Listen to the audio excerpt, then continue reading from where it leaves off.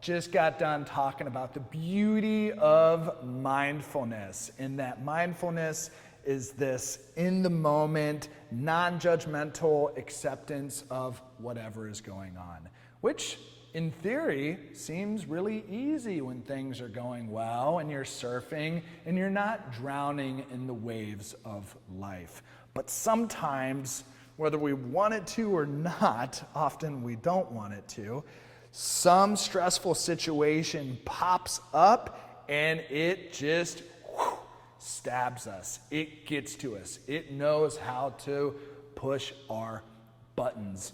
And when that situation comes up, oftentimes there's fear associated with it. Fear of what might happen.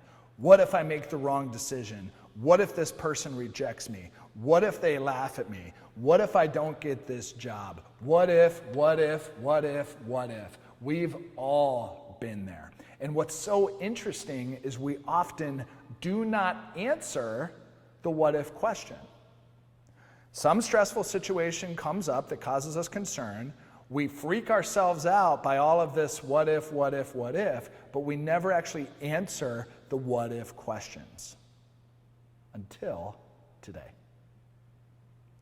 So what assume the worst allows us to do is to deliberately put ourselves into harm's way and consider and reflect on what's actually going to happen if the what ifs get answered, if the what ifs actually do occur.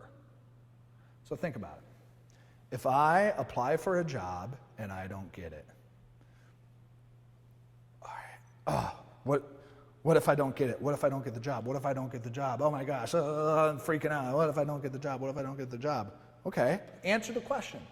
What if, Steve Gray, if you don't get the job?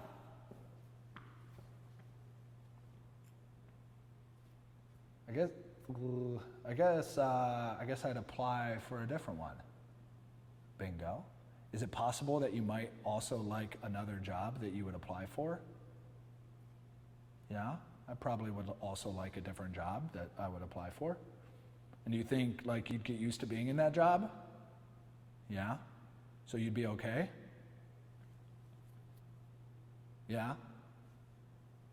That's the value of assuming the worst and answering the what if questions. So there's a few steps to it, and again, this is in the Companion Workbook.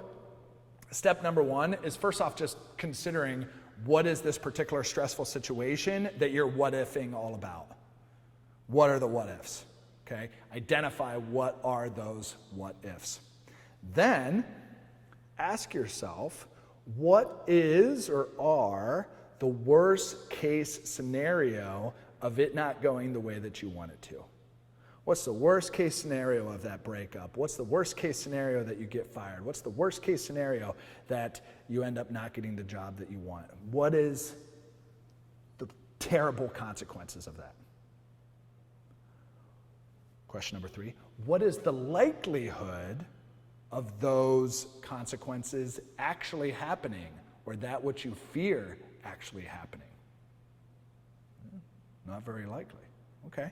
Well, if they did happen, would you be able, with resiliency, to roll with it? Would you survive? Would you figure it out? My guess is, assuming it's not a matter of death, you would be fine. Assuming it's not a matter of death, you would figure it out. You would figure it out. And so by asking yourself those questions, it deliberately puts you in front of that fear and helps you to realize, you know what? This likely isn't going to happen, and if it did, I'd be cool. Now those what ifs are answered, and the sting is taken away from whatever that stressful element of that situation is. So, when you have a little bit of concern and some fear and anxiety and stress and overwhelmingness bubbling up in you, go ahead, take a moment and assume that worst case scenario. Probably be fine.